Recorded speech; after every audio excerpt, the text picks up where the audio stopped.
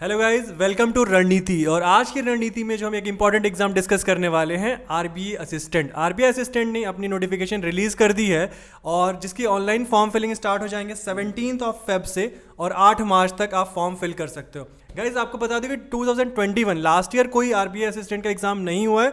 इस साल वैकेंसीज आई हैं आरबीआई असिस्टेंट की, टोटल 950 वैकेंसीज हैं।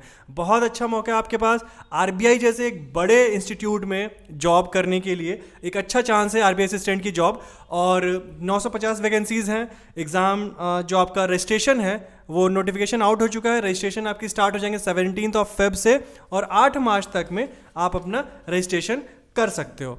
ठीक है गाइज, और हम देखते हैं कि क्या है इसके इंपॉर्टेंट डेट्स के बारे में कि क्या क्या चीज़ें हैं, एग्जाम डेट कब है, फॉर्म फिलिंग का क्या है, सारी चीज़ें। तो सर एग्जाम डेट्स के बारे में बताओ जरा कि क्या इंपॉर्टेंट डेट्स हैं इसमें। हेलो गाइस, तो आरबीआई असिस्टेंट का नोटिफिकेशन आ चुका है। जो इंपॉर्टेंट डेट्स हैं, ठीक है, नोटिफिकेशन आ गया है। तो जो फॉर्म फिलअप का डेट है एप्लीकेशन स्टार्ट होने का, वो 17 फेब यानी कि आज से ही स्टार्ट हो चुका है, राइट। और ये 8 मार्च तक आपका चलेगा। लास्ट डेट है 8 मार्च, सभी लोग याद रखिएगा। उसके बाद जो प्रीलिम्स एग्जामिनेशन का डेट है वो भी मार्च में ही रखा गया है, 26 एंड 27 मार्च, ठीक है। तो ज़्यादा टाइम नहीं है आप लोगों के पास, ठीक है। अब ये फेब तो चल ही रहा है, हाफ तो खत्म ही हो चुका है, राइट, मतलब मोर देन हाफ खत्म हो चुका है। आज 17 हो गया और 26, 27 को एग्जाम है, यानी कि हम सिर्फ 1 महीना ही लेके चले कि 1 महीना एग्जाम के लिए रह गए हैं। तो 1 महीना एग्जाम चलेंगे आप लोगों के, ठीक है। उसके बाद रिजल्ट जो है वो रिजल्ट मतलब नॉर्मली क्या होता है कि जब एग्जाम हमारा होता है उसके 15 दिन 20 दिन या मैक्सिमम 1 महीने तक जो है वो रिजल्ट आ जाते हैं और उसके अगले 15-20 दिन के बाद मेंस का एग्जामिनेशन हो जाता है। तो जो रिजल्ट है वो अप्रैल में आपका आउट हो जाएगा। तो बेसिकली बात ये है, इंपॉर्टेंट ये है कि अब आपके पास 1 महीना है, राइट। और कुछ चीज़ें अगर मैं डिस्कस करूं, आरबीआई जो है वो एक प्रेस्टिजियस ऑर्गेनाइजेशन है जिसमें कि जॉब करने का मौका आप लोगों को मिलेगा, ठीक है। अब आरबीआई असिस्टेंट की सैलरी क्या है, मेन मोटिवेशन क्या होता है बच्चों का कि सैलरी कितनी है। कोई भी एम्प्लॉयज़ कहीं भी वर्क कर रहे हैं तो मेन मोटिवेशन है सैलरी। अब यहाँ पे क्या सैलरी है असिस्टेंट की, यहाँ पे आरबीआई में तो 45,000 अराउंड कुछ सैलरी बनती है। बहुत ही अट्रैक्टिव है, मतलब एक असिस्टेंट के कैडर पे अगर आप देखें तो बाकी के बैंक में देखें, अगर कंपेरिजन करते हैं तो ये बहुत ही अच्छी है, राइट। तो ये बहुत ही अच्छा एक सुनहरा मौका है सभी लोगों के लिए। अब जो है फीस की बात कर लेते हैं कि फीस कितना रखा गया है। जो जनरल कैटेगरी हैं, ओबीसी में आते हैं, उनके लिए 450 रुपीज़ और SC ST में जितने भी आ रहे हैं, SC ST PWD, राइट, उनके लिए 50 रुपीज़। तो ये हमारा हो गया एप्लीकेशन फ़ी, राइट। अब एक बात सर बात कर लेंगे जो सिलेक्शन प्रोसेस है या एग्जाम का क्या पैटर्न है, किस तरीके से कौन कौन से सब्जेक्ट हमारे प्री में आ रहे हैं, मेंस में आ रहे हैं, वो सर आपको बताएंगे एक बार। तो गाइज अब हम बात करते हैं सिलेक्शन प्रोसेस की। आपको पता है, आप फॉर्म आपने फिल कर दिया, आपको पता होना चाहिए कि सिलेक्शन प्रोसेस है क्या। तो 3 फेज़ में सिलेक्शन का प्रोसेस है, 3 फेज़ में होता है। पहले एक प्रीलिम्स का एग्ज़ाम होगा, उसके बाद जो बच्चे उसमें सेलेक्ट होते हैं मेंस एग्ज़ाम्स के लिए वो मेंस एग्ज़ाम देते हैं और लास्ट एक स्टेज और है LPT से, ठीक है गाइज, लैंग्वेज प्रोफिशिएंसी टेस्ट। ये एक तरह का डिस्क्रिप्टिव टेस्ट है, ये होगा। तो बेसिकली 3 लेवल पे आपको जज किया जाएगा और तीनों ही लेवल में आपकी परफॉर्मेंस अच्छी होनी चाहिए, तब जाके आपका फाइनल सिलेक्शन होता है। अब हम बात करते हैं जो प्रीलिम एग्ज़ाम है उसका पैटर्न क्या है। बेसिकली प्रीलिम एग्ज़ाम में आपके 3 सेक्शंस हैं, इंग्लिश और क्वांट और रीजनिंग। मेनली जो जैसे बैंकिंग के पैटर्न आपका होता है जनरली वही पैटर्न है। 30 क्वेश्चन होगा आपका इंग्लिश से, बाकी क्वांट और रीजनिंग में 35 क्वेश्चन होंगे। टाइम भी आपको मिलेगा 20-20 मिनट का तीनों सेक्शंस के लिए, मतलब ये सेक्शनल टाइमिंग होगी बिल्कुल जैसे आप बैंक्स वगैरह में SBI और IPS में होता है। मतलब 60 मिनट में आपको 100 क्वेश्चंस करने होंगे आपके सिलेक्शन के लिए, ठीक है। 100 क्वेश्चन 100 मार्क्स। उसके बाद सर बात आती है मेंस एग्ज़ाम्स की। अगर मेंस एग्ज़ाम्स की बात हम करें तो उससे पहले हम डिस्कस कर लेते हैं ज़रा कि इसका सिलेबस क्या होगा। जो प्री एग्ज़ाम है उसका सिलेबस क्या है, उससे पहले एक बार हम मेंस का भी देख लेते हैं। मेंस भी वही बिल्कुल जैसे कि आपने देखा कि बैंक्स में आते हैं, उस वही पैटर्न सेम ही यहाँ भी चल रहा है। इसके जो मेंस एग्जाम है उसमें इंग्लिश है, क्वांट है, रीजनिंग है, कंप्यूटर नॉलेज है और जनरल अवेयरनेस है। नंबर ऑफ क्वेश्चन सभी सेक्शंस में 40 हैं, मार्क्स भी 40 और ईच सेक्शन के लिए आपको 30 मिनट्स का टाइम जैसे इंग्लिश है, क्वांट और रीजनिंग उसमें 30-30 मिनट मिलते हैं आपको और कंप्यूटर में 20 मिनट और जनरल अवेयरनेस में 25 मिनट। टोटल 135 मिनट आपके पास होंगे इन 200 क्वेश्चंस के आंसर करने के लिए, ठीक है। अब सर बात करते हैं सिलेबस की ज़रा इन एग्जाम्स के। बिल्कुल, अब देखो बच्चों, सिलेबस जो है मैं आप लोगों को बता देता हूँ कंप्यूटर लैंग्वेज और रीजनिंग के बारे में, ठीक है। उसके बाद सर बता देंगे जनरल अवेयरनेस और क्वांट के बारे में, फिर इंग्लिश में हम डिस्कस कर लेंगे टोटल, क्योंकि ओवरऑल एक ऐसी वीडियो हम बना रहे हैं अभी ताकि हम एक ओवरऑल पूरा व्यू दें एग्जामिनेशन का, प्री का भी मेंस का भी, ठीक है। तो प्री में पता है आपको इंग्लिश, क्वांट और रीजनिंग है। मेंस में आपके सेक्शन 5 हो जाते हैं, इंग्लिश, क्वांट, रीजनिंग, कंप्यूटर और जीए। तो अब यहाँ पे जो है अगर मैं बात करूँ सिलेबस की, तो रीजनिंग में पता है जितने भी टॉपिक्स आपके आते हैं, बैंकिंग एग्जाम जो भी बच्चे दे रहे हैं, ठीक है, IBPS, SBI, RRB जो भी एग्जाम दे रहे हैं, उनको पता है कि रीजनिंग का सिलेबस क्या है, ठीक है। तो जितने भी इंपॉर्टेंट टॉपिक्स हैं, जैसे कि फॉर एग्जांपल अगर हम बात करें यहाँ पे, तो blood relation, direction sense test, sitting and puzzle के क्वेश्चंस, ठीक है, इनपुट आउटपुट के questions, logical reasoning, syllogisms, right, inequalities, तो जितने भी टॉपिक्स बैंकिंग में आते हैं, मेजॉरिटी ऑफ क्वेश्चंस इन्हीं सब टॉपिक्स से आते हैं। तो ये टॉपिक्स आपके लिए इंपॉर्टेंट है, चाहे वो प्री का एग्जाम है, चाहे वो मेंस का एग्जामिनेशन है। मेंस में थोड़ा सा लेवल हाई हो जाता है, बट प्री में है कि आपका प्रैक्टिस, आपका स्पीड मैटर करता है, ठीक है। तो ये रीजनिंग की बात हो गई। उसी तरीके से कंप्यूटर में क्या होगा, कंप्यूटर में जो बेसिक नॉलेज है राइट, जिन बच्चों ने अगर DCA किया होगा, जो नॉर्मल कोर्सेज वगैरह होते हैं कंप्यूटर के, डिप्लोमा इन कंप्यूटर एप्लीकेशन, तो DCA अगर आपने किया है तो वेल एंड गुड है, क्योंकि उसमें मतलब जो भी नॉर्मल बेसिक नॉलेज है कंप्यूटर का, चाहे MS ऑफिस हो गया, इंटरनेट हो गया, गूगल हो गया, राइट, या जो भी जितने भी करंट जितने भी एडवांसमेंट हुए हैं कंप्यूटर्स में, तो वो चीज़ें आपको पता होता है। बाकी न्यूज़ से भी बहुत सारे क्वेश्चंस आते हैं जो कंप्यूटर टेक्नोलॉजी के लेकर अगर कुछ न्यूज़ में रहा है तो वो भी क्वेश्चन जो है वो पूछा जाता है। तो history of computer, hardware, software, MS office, internet के बारे में, ये चीज़ें, एंटीवायरस के बारे में, ठीक है। तो ये सब चीज़ें आपको जानना जरूरी है। इनपुट आउटपुट डिवाइसेस हो गए, तो ये सारे क्वेश्चंस आपके बेसिक आते हैं, बिल्कुल डुएबल क्वेश्चंस होता है, ठीक है। अब सर आपको बताएंगे क्वांट के बारे में कि क्वांट में क्या टॉपिक्स, क्या सिलेबस रहता है।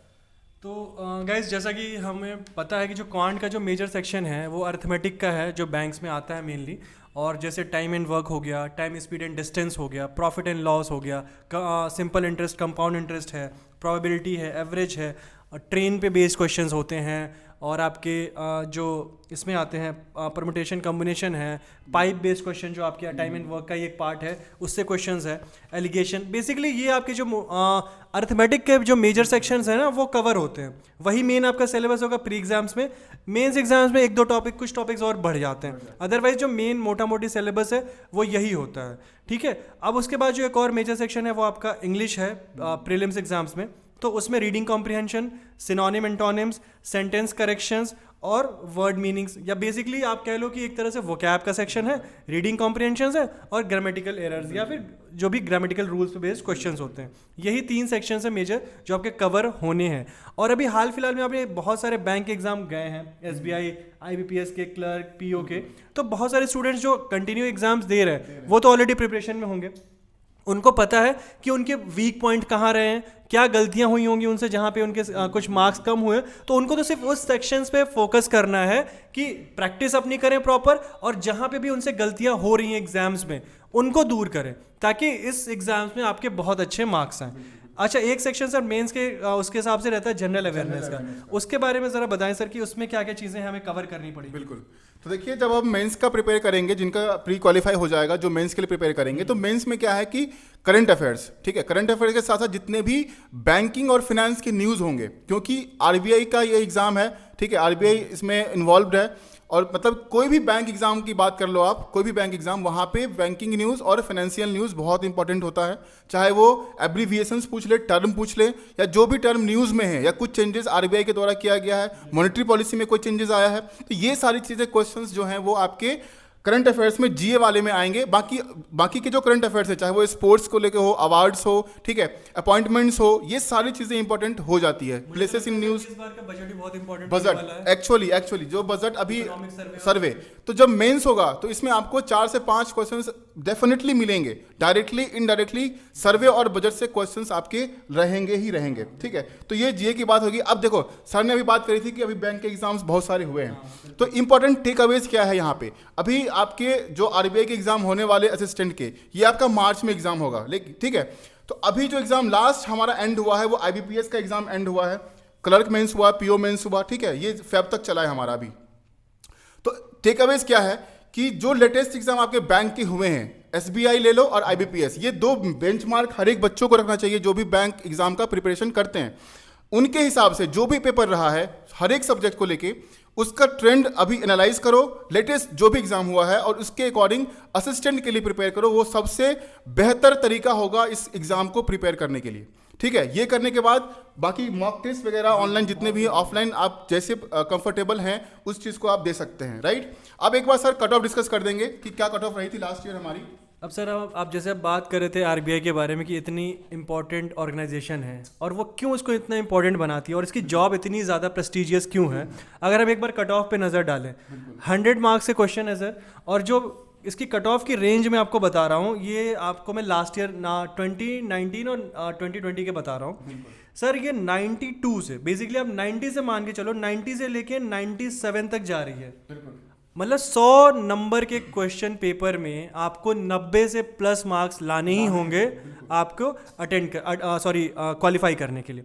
दूसरी चीज़ कि जैसे सर हमें पता है RBI अलग अलग रीजन्स में होते हैं, अलग अलग रीजन्स के अलग अलग कट ऑफ भी जाते हैं। तो जो सबसे तो आपको ये भी ध्यान रखना होगा कि आप किस रीजन से हैं, उस रीजन में क्या जो हाईएस्ट कट ऑफ रही है हाँ। वो लास्ट ईयर नई दिल्ली और चंडीगढ़, 96.25 नई दिल्ली और 96.75 चंडीगढ़। आप समझ सकते हैं कि एग्जाम का लेवल कितना रहता होगा। क्योंकि ये RBI का एग्जाम है, RBI में सीधा आपको अपॉइंटमेंट मिल रहा है, इसीलिए इतना कट ऑफ जा रहा है। क्योंकि वैकेंसीज भी उतनी नहीं है, 800-900 वैकेंसी है, उसमें लाखों बच्चे एग्जाम दे रहे हैं, तो कटौती वहीं पे करनी है बच्चों की, तो इसीलिए कट ऑफ हाई जाता है। तो गाइज हमारा आपसे यही वो कहना होगा कि प्लीज़ अपनी प्रिपरेशंस को बहुत ज़्यादा एक्टिवली अब वो करने लग जाओ, आप प्रैक्टिस करने लग जाओ पेपर्स की। प्रीवियस ईयर्स के पेपर्स हर दिन प्रैक्टिस करो।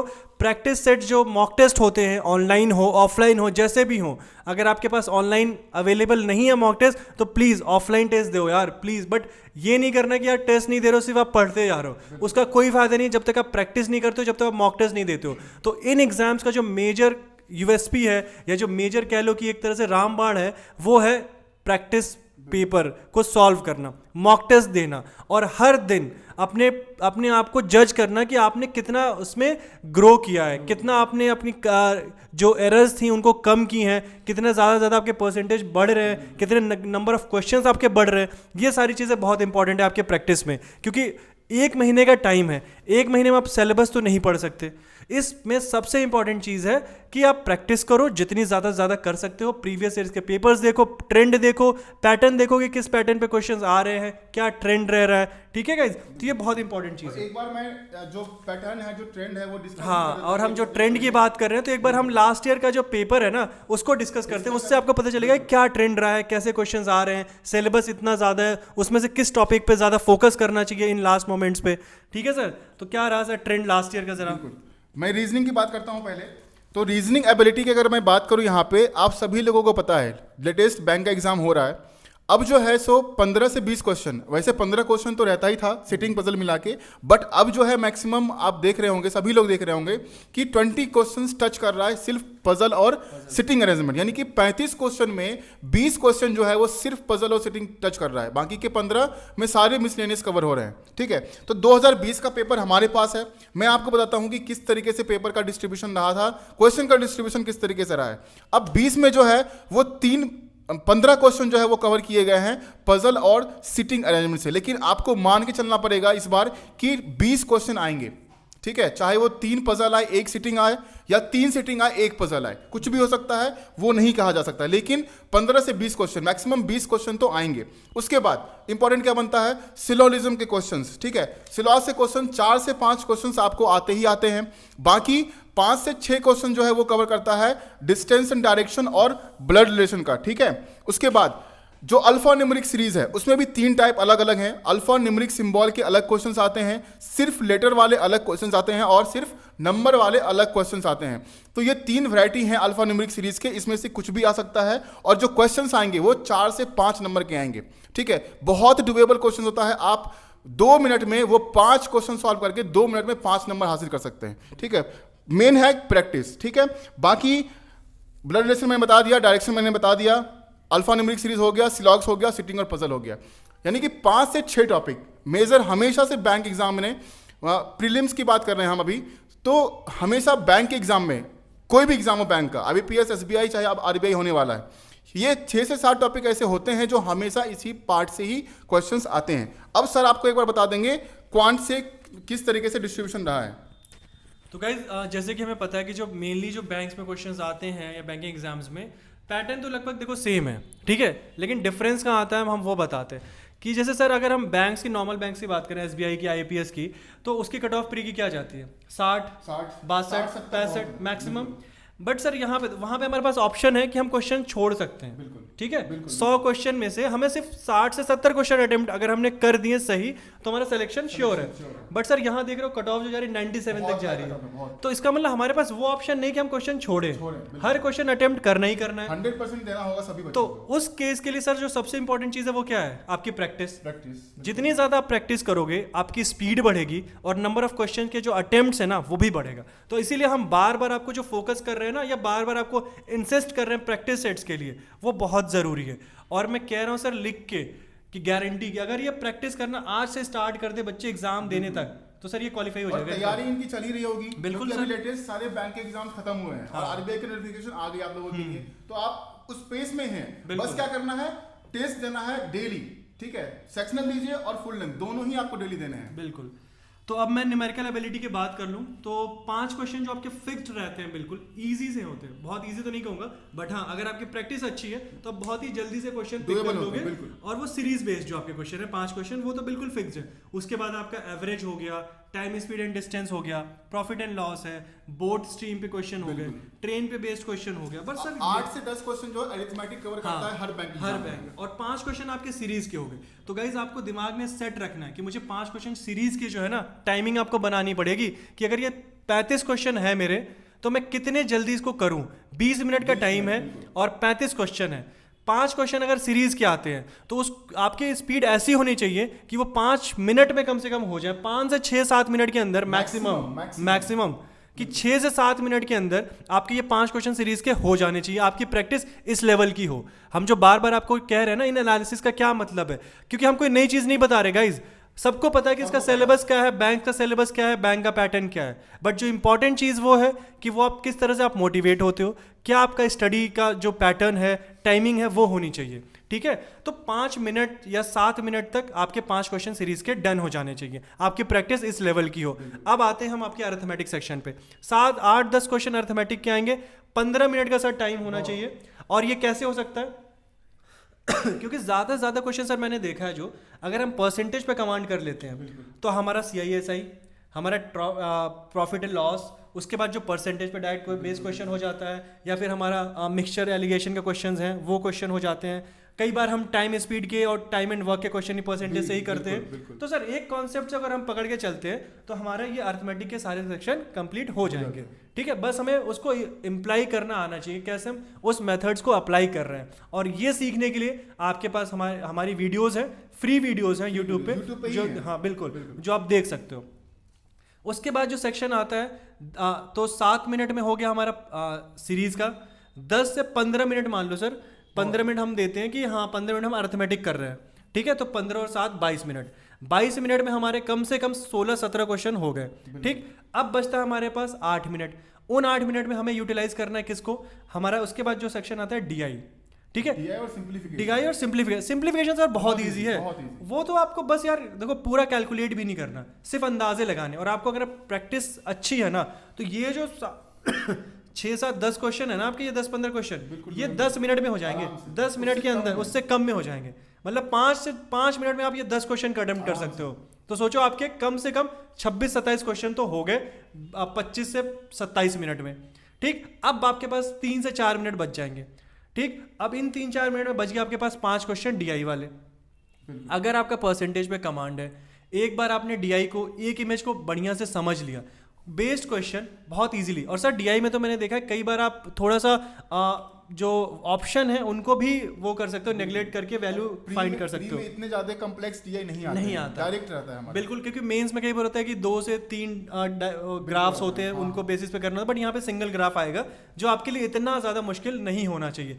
तो गाइज आराम से आप क्वांट का सेक्शन 30 मिनट में आपका टारगेट होना चाहिए, सॉरी 20 मिनट में आपका टारगेट होना चाहिए कि कम से कम आपके 35 में से 30-32 क्वेश्चन तो बन जाए। आराम से हो जाए। 30 तो ऑलमोस्ट करना ही चाहिए आप लोगों को। ठीक है। और जो मेजर आपका होगा स्कोरिंग सेक्शन वो है आपका जनरल का और आपकी इंग्लिश का। ये 20 मिनट में तो आपको 100% देना होगा सर। बिल्कुल। क्योंकि अगर ये जो सेक्शन है ना, अगर उन पे कमांड नहीं करा, सॉरी प्री में तो जनरल का है नहीं, बट इंग्लिश जो है 20 मिनट में वो तो आपको 100% करनी होगी। तो 30 क्वेश्चन अगर वो डन हो जाते हैं और 30 से 32 क्वेश्चन इसमें हर होते हैं। एक सेक्शन में आपको 30 तो करना ही पड़ेगा। कट ऑफ 90 जा रही है, 90 प्लस जा रही 90 है। प्लस जा इसका रही है। मतलब कि मिनिमम 30 क्वेश्चंस तो करने ही है। जिसमें 35 आ रहे हैं उसमें मिनिमम 30 करनी है, जिसमें 30 आ रहे हैं उसमें 30 में 30 करने पड़ेंगे आप लोगों को। हाँ, तो मिनिमम तो हो गया कि आपको 30 ईच सेक्शन में आपको सेट करना है। बट अगर आपकी प्रैक्टिस इतनी अच्छी हो जाती है तो आप उसको ये मैनेज करो कि कम से कम जो 35 क्वेश्चन है ना, उसमें से 30 पे 2-3 क्वेश्चन और प्लस कर, कैसे प्लस करना है, कहाँ से चुराने हैं वो बिल्कुल, क्वेश्चन, बस यही ये manage स्ट्रैटेजी। करना है। हाँ, यही स्ट्रैटेजी होनी चाहिए आपकी कि वो जो पहले तो 30 का टारगेट लेके चलो, उसके बाद उन 30 से ऊपर 2-3 क्वेश्चन कहाँ से चुराने हैं आपको। वो आपका टाइम मैनेजमेंट से होगा, क्वेश्चन के सिलेक्शन से होगा। ठीक है, अगर आपने कम्प्लेक्स पहले ही चूज कर लिया तो आपका टाइम भी जाएगा और क्वेश्चन के अटेम्प्ट भी आपके कम हो जाएंगे। तो मुझे लगता है सर सीरीज पहले करो, बिल्कुल। अप्रोक्सीमेशन वाले जो क्वेश्चन है वो सेकंड, ताकि ये जो आपके इजी वाले 20 क्वेश्चन है ना, ये सब 5 set हो मिनट में जाए। निपटा दो। हाँ बिल्कुल। तो ये 5 से 10 मिनट में आप ये 20 क्वेश्चन खत्म करो, फिर आ जाओ आप अरिथमेटिक सेक्शन पे जो थोड़ा सा कैलकुलेटिव हो सकता है। बिल्कुल। ठीक है, तो ये स्ट्रैटेजी अगर आप फॉलो करके और इसको सेट कर लो कि यार मुझे हर प्रैक्टिस सेट में ये स्ट्रैटेजी फॉलो करनी है, तो आप खुद देखोगे 10 दिन के बाद आपके हर दिन कुछ ना कुछ अटेम्प्ट्स बढ़ रहे होंगे, आपकी एक्यूरेसी बढ़ रही होगी और जो नंबर ऑफ अटेम्प्ट्स है वो तो ऑब्वियसली बढ़ ही जाएंगे। तो जितना ज्यादा अटेम्प्ट्स बढ़ रहे हैं, एक्यूरेसी बढ़ रही है, उतने ही ज्यादा आपके सिलेक्शन के चांसेस भी बढ़ जाते हैं। ठीक है सर, तो ये तो हमारी स्ट्रेटेजी थी। अभी हमने ऊपर चीजें बताई, बट एक प्रॉपर वीडियो भी हम सर बनाने वाले हैं इस पे, जिसपे आरबीआई एग्जाम से मे भी शायद नेक्स्ट वीक ही या 2-3 दिनों में वो वीडियो आ जाएगा, जिसमें प्रॉपर स्ट्रेटेजी होगी पढ़ने की, किस टॉपिक को पढ़ना है, कैसे पढ़ना है, क्या पढ़ना है। मेन टॉपिक्स बताएंगे हम कि किन टॉपिक्स को फोकस करना है। ठीक है, अभी हम एक सिंपल व्यू बता रहे हैं कि आप इस तरीके से कवर कीजिए, फिर हम नेक्स्ट वीक ऐसी वीडियो लेके आएंगे जिसमें कि आपको हम मेन टॉपिक जहां से क्वेश्चन आ रहे हैं उस टॉपिक्स के बारे में बताएंगे और टारगेटेड तैयारी करवाएंगे आप लोगों को। ठीक है, और इंग्लिश भी हमारा रहता है। अब इंग्लिश में क्या है कि इंग्लिश में आपके कंप्रिहेंशंस तो आते ही हैं, आरसीज जो आ रहे हैं उस पे 8 से 9 क्वेश्चन रहते हैं आपके आरसीज में, जिसमें कि एंटोनिम्स, सिनोनिम्स और पैसेज बेस्ड क्वेश्चंस आपके होते हैं। उसके बाद फिल इन द ब्लैंक्स हो गया, राइट। उसके बाद जो सेंटेंस करेक्शन के क्वेश्चंस आते हैं वो हो गए, ईडियम्स एंड फ्रेजेस के क्वेश्चंस आपके हो गए, क्लोज टेस्ट के क्वेश्चंस हो गए। तो ये सारे सेक्शन मिला के आपके 30 क्वेश्चंस बनते हैं। ठीक है, तो ये 30 क्वेश्चन आपका मतलब करना बहुत ही जरूरी है, क्योंकि आरसी के लिए तो वही होगा कि न्यूज़पेपर अगर आप लेटेस्ट टॉपिक्स बिल्कुल डेली न्यूज़पेपर पढ़ रहे हैं, वेल एंड गुड, बहुत अच्छा है। क्योंकि जो पैसेज अब आते भी हैं ना, आप एग्जाम दे रहे हैं सभी लोग, जो पैसेज आते हैं वो पेपर बेस्ड होते हैं। ठीक है, जो बैंकिंग न्यूज़ होता है, क्योंकि बैंक का एग्जाम है तो मैक्सिमम नंबर ऑफ टाइम्स ऐसा ही हुआ है पिछले 2 साल से कि जो पैसेज आ रहे हैं वो banking news, finance news based होते हैं और थोड़े से कम्प्लेक्स होते हैं, क्योंकि जो बच्चे नहीं पढ़ते हैं banking news, financial news, newspaper से जो एडिटोरियल नहीं पढ़ते हैं उनको समझ में नहीं आता है। अगर आपका अंडरस्टैंडिंग पावर उतना अच्छा नहीं है तो आप 20 मिनट में आप पैसेज भी पढ़ के 30 क्वेश्चन भी सॉल्व करें, ये बहुत मुश्किल आपके लिए हो जाएगा। इसीलिए न्यूज़पेपर बहुत इंपॉर्टेंट बनता है। ठीक है, तो गाइज यही था हमारा कि आप लोगों से एक बार डिस्कस कर लें, क्योंकि अब 1 महीना रह गया है, सारे इंपॉर्टेंट पॉइंट्स हमने कवर किया है, बाकी एक वीडियोस हम और लेके आएंगे। और मैं बताना चाहूँगा सर, कई बार होता है स्टूडेंट ना फॉर्म फिलिंग में बहुत सारी गलतियां कर देते हैं, जिससे फिर या तो उनका एडमिट कार्ड नहीं होता, उनका फॉर्म रिजेक्ट हो जाता है। तो गाइज फॉर्म फिलिंग अभी से स्टार्ट करो, लास्ट मोमेंट के लिए मत रुको। सिलेक्शन का पहला स्टेज बिल्कुल, और वो बहुत ध्यान से, ये नहीं कि यार 8 मार्च है ना चलो आराम से भरेंगे। गाइज कई बार होता है नेट में प्रॉब्लम आती है, बहुत सारे ग्लिचेस हो जाते हैं, जिसकी वजह से आप लास्ट मोमेंट पे जाके फंस जाते हो। कई बार कई स्टूडेंट फॉर्म नहीं फिल कर पाते इन सब चीज रीजन से। तो इसीलिए हम बार बार फोकस कर रहे हैं कि फॉर्म फिलिंग आज 17 फेब से स्टार्ट हो चुकी है। अभी से आप फॉर्म फिल करो, बहुत आराम से ध्यान से एक एक सेक्शन को फिल करो, ताकि आपके फॉर्म रिजेक्शन का कोई इशू ना आए। जो आप सिलेक्शन करेंगे ना जगह की, क्योंकि वैकेंसी जो है वो अलग अलग सिटीज वाइज है, तो जो लैंग्वेज प्रोफिशिएंसी टेस्ट है ये LPT, ये भी क्लियर करना बहुत ज़रूरी है। तो लोकल लैंग्वेज आपको पता होना चाहिए, उसी के अकॉर्डिंग आप लोग फॉर्म फिलअप कीजिएगा। ठीक है, वैसे मैक्सिमम नंबर ऑफ वैकेंसी हमेशा मुंबई से रही है, महाराष्ट्र स्टेट से। ठीक है, तो वैसे आप देख लीजिए आपका लैंग्वेज क्या है, आप किस में कंफर्टेबल हैं, कौन सा लैंग्वेज आपको आ रहा है, उसके अकॉर्डिंग फॉर्म फिलअप कीजिए। ठीक है, तो सर यहीं पे एंड करते हैं सेशन को। ठीक है, तो चलिए आप लोग बहुत अच्छे से तैयारी कीजिए, जहां तक दिशा पब्लिकेशन आपकी मदद कर सकता है, चाहे वो टेस्ट पेपर हो, हमारा आरबीआई असिस्टेंट का मॉक टेस्ट वगैरह भी हैं, वो सारे लिंक आपको डिस्क्रिप्शन में मिल जाएंगे। ठीक है, आप लोग परचेज भी कर सकते हैं ऑफलाइन टेस्ट के लिए। बाकी जो भी इंफॉर्मेशन होगी, जो भी जरूरी लगेगा, चाहे वो वीडियो से हो, चाहे वो टेस्ट पैकेज से हो, टेस्ट पेपर से हो, सारी चीजें आपको अवेलेबल कराया जाएगा। So guys, thank you all for watching this session. Have a good day, take care. और हाँ, अगर आपने अभी तक चैनल को सब्सक्राइब नहीं किया है तो अभी जाके सब्सक्राइब कीजिए, ताकि ये सारी इंपॉर्टेंट वीडियोस आप तक पहुंचती रहे हमेशा। Thank you all.